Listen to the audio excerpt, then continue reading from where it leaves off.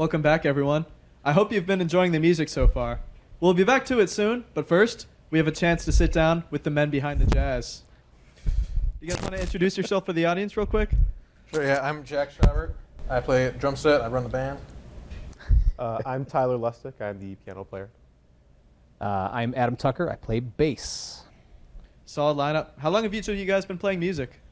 So I started second grade taking piano lessons, and eventually I joined the school band in 5th grade or so. I was playing percussion. I didn't pick up drum set till 8th grade, I think.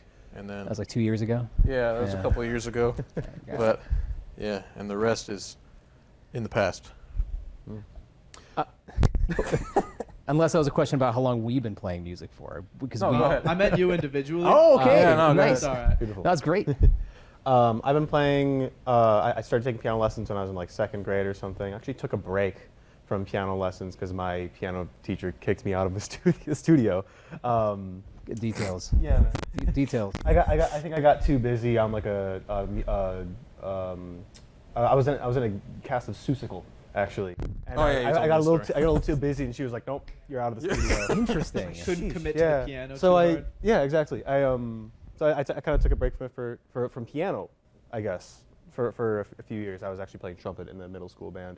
Then when I was getting into high school, right here at Eau Claire Memorial High School in town here in Eau Claire, I was getting into the jazz band programs there, which were like I was very inspired by the upperclassmen there, by all the high level things they were doing and how a lot of them were going on to study music. And I kind of like didn't really like anything else in school other than music, so I was like, let's just see if I can just make a career out of this, and I just kind of kept following that. That's how it starts. Were you piano in your school's jazz band, or did you stay trumpet? I started on trumpet, and then I started to realize I didn't like trumpet.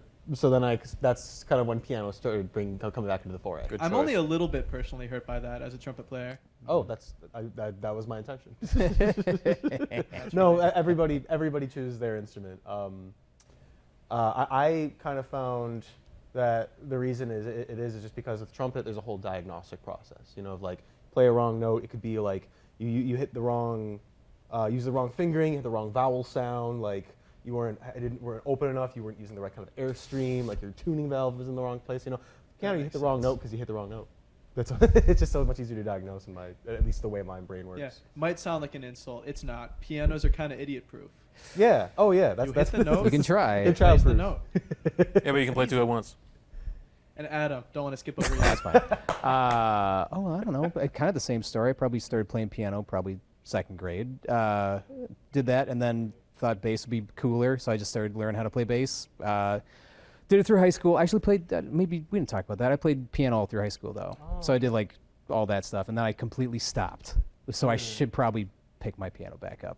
Sure. Don't. In an alternate universe, this is a trio of 3 pianists. Kind of, honestly, kind of, sort of, yeah. And then I went to college for music, and I played bass, and then I kept playing bass, and I'm playing bass. So there we go. Yeah. Nice. Are y'all from Eau Claire originally, or is it just Tyler? I'm from Eau Claire originally. I grew up in St. Paul, and Adam's from.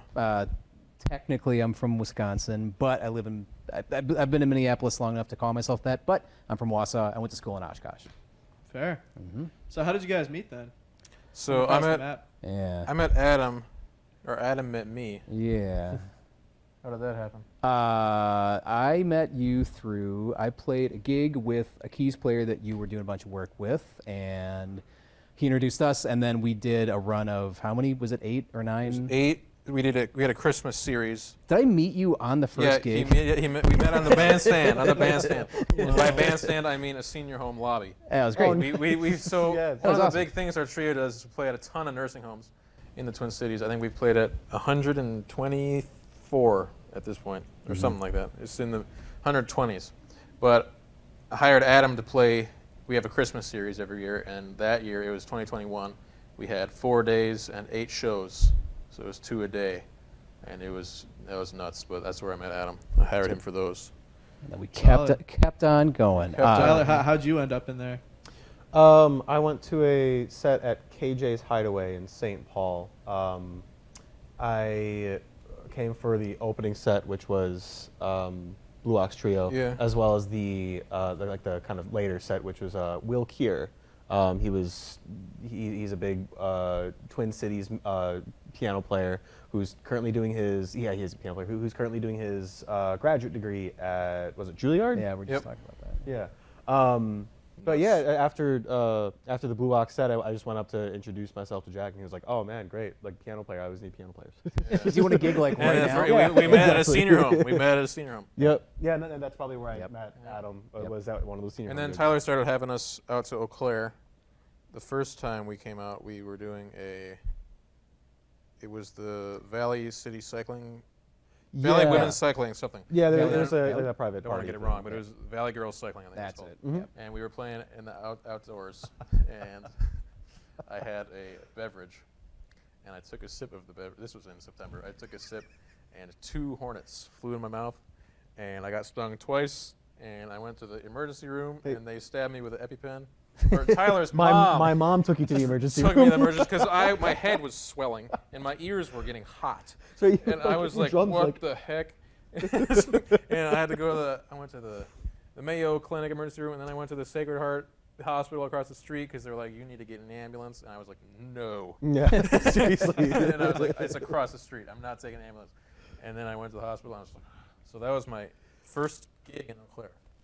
Did that turn you off of Eau Claire a little Yes. bit? No, I'm just kidding. Then I came back the next week Never to come play back. at the Lakely, which is downtown. Really nice. I believe it. Yeah. Nathan Blazer, the previous host of this show, actually works at the Lakely. Oh, He's okay. a Is he the bass bartender player? now. No, he plays horn and guitar. Oh, nice.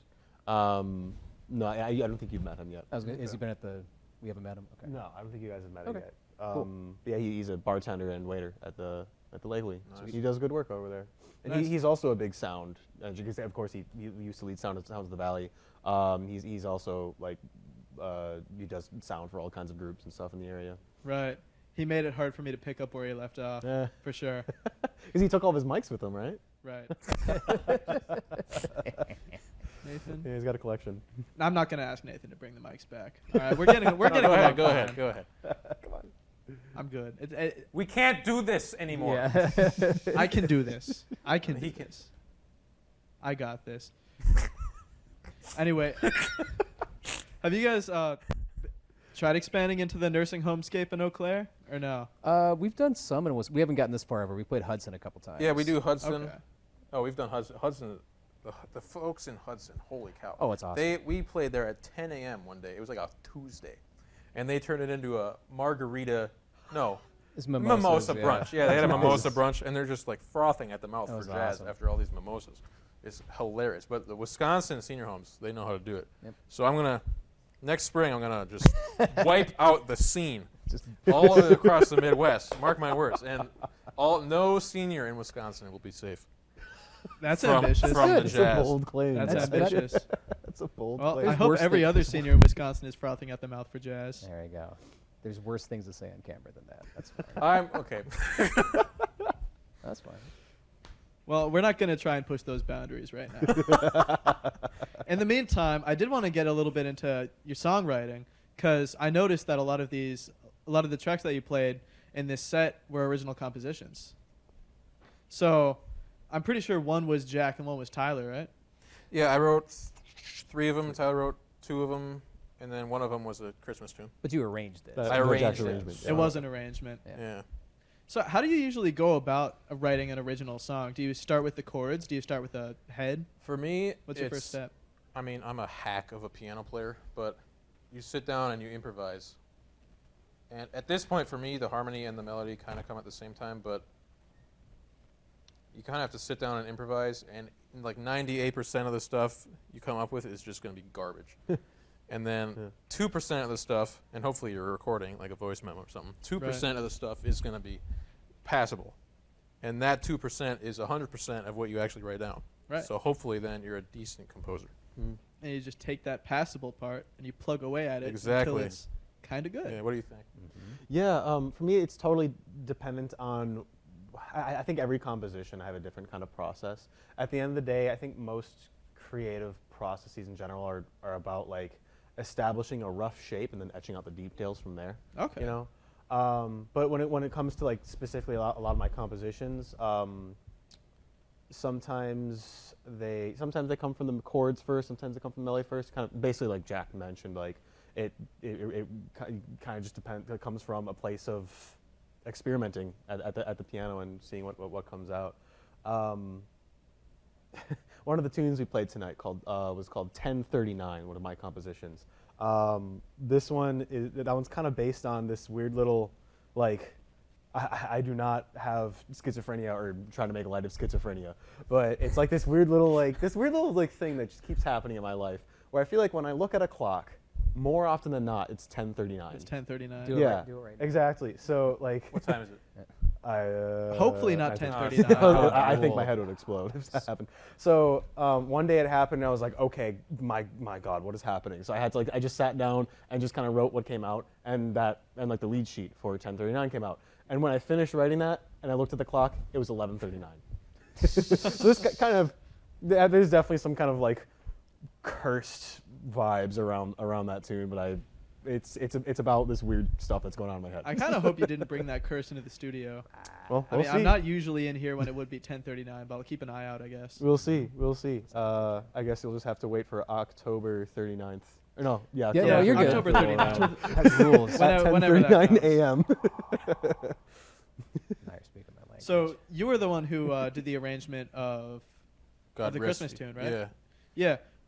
How is it arranging a pre-existing song compared to writing an original one? Are there any kind of challenges that come with Well, that? that's the kind of foundation of jazz was the spirituals turning into these New Orleans, parade tunes, basically. Right. And so kind of the ways we continue to do that and take pre-existing, it used to be spirituals and hymns, and it still is that, but now we do it every year at Christmas. Jazz musicians all over the country are getting Christmas gigs, and they're playing jazzed up Christmas stuff. And now there's a new movement of people doing it with stuff like video games. Mm-hmm. There's the 8-Bit Big Band out in New York doing that, and all sorts of other groups. Is there any other arrangement movements going on? I'm trying to think. There's constantly people arranging old jazz standards for new or instrumentations and for jazz orchestra and stuff like that. But yeah, that's kind of a big part of what we do as jazzers is take this and completely ruin it. Completely ruin it. Yeah. Yeah. Turn that 2% into the 98%. Exactly. Oh, yeah. That's what it's about. Yeah, but kind of moving away from the writing side of it toward the playing, you did mention that you have kind of different styles of venues between the Twin Cities and Eau Claire. Like Twin Cities is mostly nursing homes, but other than that, are there any like big differences between the gigging experience in Eau Claire versus the Twin Cities? That's a very good question. Well, there's more stuff in the Twin Cities. Yes. I believe that. Eau Claire, I feel like it's a smaller community, and I've only played here a handful of times now, but I feel like live music's a little bit more appreciated out here.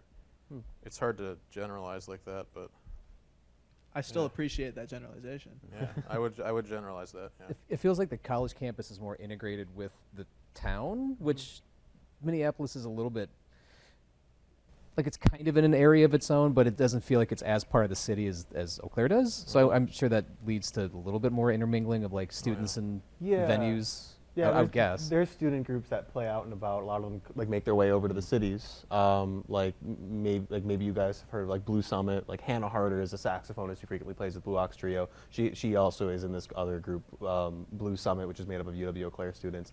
They'll play out and about and at like some festivals and stuff. There are two, actually technically three, if not four, jazz festivals specifically that happen here in Eau Claire. But there are four festivals that are headed up by two different organizations, the Clearwater Jazz and Art Festival and Eau Claire Jazz Inc. Eau Claire Jazz Inc. is more directly associated with UW Eau Claire. They host the Gatsby Gala, which just happened a few weeks ago, as well as there's two Eau Claire Jazz Festivals, one that happens in April and one that happens in, August, I think. Oh, wow. Yeah, and then the Clearwater Jazz, I'm getting them confused. The Eau Claire Jazz and the Eau Claire Jazz Festival happens earlier in the summer. The Clearwater Jazz and Art Festival has one in August and another that actually just happened at the beginning of November. It's a smaller community, of course, than the Twin Cities, but it's a tight knit one, and there's a lot of like synergy that happens, I guess, between all the different people in the scenes. And it's really interesting when like you kind of have like different pockets of like the jazz scene, I guess. That when those intermingle, there's some really interesting things that can happen out of that. And then there's some venues in town, like the Lakely, like Jack mentioned, as well as this newer spot, Two Roots Art and Wine, which was previously 200 Main Art and Wine. Right. Where Sean is the guy who leads up, who owns that place and leads up like hosting venues. He tries to get as much music in there as he possibly can. With his new place, he's particularly hosting like Wednesday night through Saturday night, and he's just having all different kinds of music at all different times. And yeah, the Brewing Project, it hosts the Clearwater Jazz and Art Festival performances, while the Eau Claire Jazz and the Eau Claire Jazz Festival is actually, it used to be called 52nd Street because it intentionally like mimics like the feeling of just going in and like every single jazz venue in New York and just music happening all up and down the street. Cool. The Eau Claire Jazz Festival basically just like takes every single venue in downtown Eau Claire and turns every venue into a jazz venue, and there's just all like music happening all hours for like 2 days. Yeah. Sweet. So yeah, there's a lot of stuff going on. There's a lot of venues that are sometimes venues and sometimes not venues, but it's the kind of community where like you can just kind of make music anywhere, and some good things will happen, and the community is tight knit and it's growing too. Yeah, it's actually good for this show. But yeah, Eau Claire is a very good live music city. It's one of the things I like so much about it. So I'm glad that you guys see that the same way. 100%. Yeah. Unfortunately, our time is winding down for this interview, but one more question before we get to the plugs.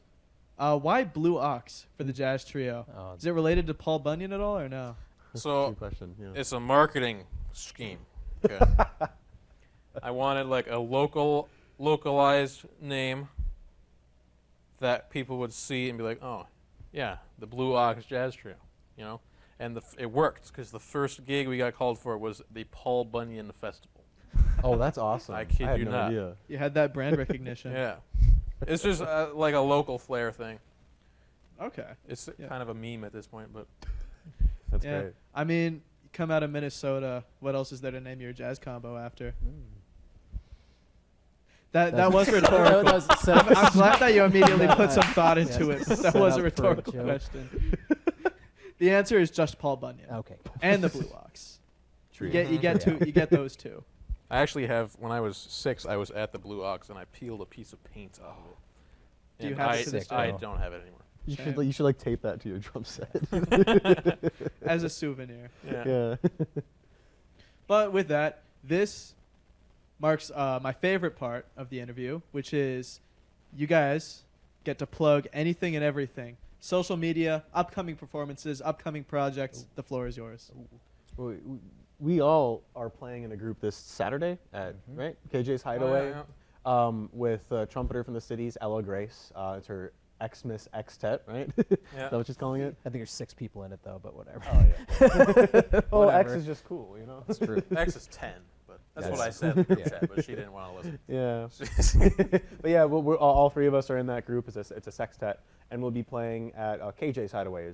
We're 9:30 with the second set. Yep, show starts at 8 o'clock. Tickets are $20. We'll play Christmas music. I haven't really looked at the music yet, but it'll be good. Yep. And then we will also be, as a group, we also play here in Eau Claire a few times. I guess sometimes we'll be playing at different nursing homes, but like there's public performances here in Eau Claire. If you need to double check those, like off the top of my head, there's sometime in December and January. Yeah, and but such. what you can do is you can go to jackschabertmusic.com and scroll down. Should be on the front page somewhere. I send out like an email newsletter once a month or so, every 6 weeks, and you can sign up for that. And I'm not going to flood your inbox, but you'll know when and where we're playing, and you can come see it, see what's going on. Yeah, in the same vein, I have tylerlustig.com. You can check my schedule and performance videos and stuff there, as well as you can follow me on Instagram at tyler.lustig. Yep. Good stuff. Do you have any plugs, Adam? I mean, no. Yeah, I run a recording studio. If you go to signaturetone.com, that's me. If you're in the cities and you make noise of any kind, super loud, super quiet, I will record it. Nice. Good And that- stuff. Yeah. Yeah. Well, thanks for sitting down, talking this over. It's been enlightening for sure. And for everyone else at home, don't touch that dial because it's right back to the music after this.